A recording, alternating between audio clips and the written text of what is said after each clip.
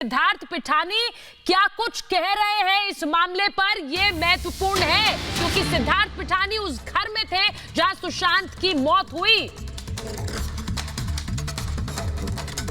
बड़ी खबर अपने दर्शकों को बता रही हूं कि किस तरह से सुशांत केस में सिद्धार्थ पिठानी का कबूलनामा सामने आया है। सीबीआई के सामने सिद्धार्थ पिठानी ने यह माना है कि किस तरह से दिशा सालियान की मौत के बाद सुशांत डिप्रेशन में थे, वो दुखी थे। दिशा की मौत के बाद से वो बीमार थे और दिशा की मौत की छानबीन करना चाहते थे।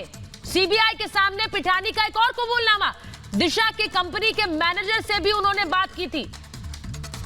बड़ी खबर यह कि सिद्धार्थ पिठानी कह रहे हैं कि लगातार घर में पार्टी होती थी जिसमें सुशांत शामिल नहीं होते थे और रिया उन पार्टीज में शामिल होती थी। घर का सामान एक एक करके बेच रही थी, घर का सामान बेच रही थी। बड़ी खबर बता रही हूं अपने दर्शकों को, सिद्धार्थ पिठानी का कबूलनामा। सिद्धार्थ पिठानी महत्वपूर्ण क्यों है? क्योंकि वो उस घर में थे जब सुशांत की मौत हुई और वो अब धीरे धीरे कर राज खोल रहे हैं और जो तफ्तीश हो रही है उसमें सिद्धार्थ पिठानी का एक कबूलनामा सामने आया है कि रिया लगातार पार्टीज कर रही थी, शॉपिंग करती थी, लेकिन उन सब से बिल्कुल दूर थे सुशांत और काफी समय वो रोए भी, वो डिप्रेशन में थे, वो रो भी रहे थे, इसी बात से दुखी थे।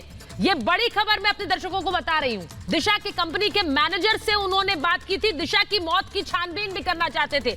दो बड़ी बातें अपने दर्शकों को बता रही हूं, दो बड़ी बातें। सिद्धार्थ पिठानी का कबूलनामा, पहला कबूलनामा दिशा सालियान और सुशांत की मौत को जोड़कर देखा है। दिशा की मौत के बाद से उसकी मौत की छानबीन करना चाहते थे। दूसरी बड़ी खबर, रिया लगातार पार्टीज करती थी जिनसे वो दूर रहते थे। रिया पार्टियां करती थी घर में लेकिन दूर रहते थे सुशांत इन पार्टियों से।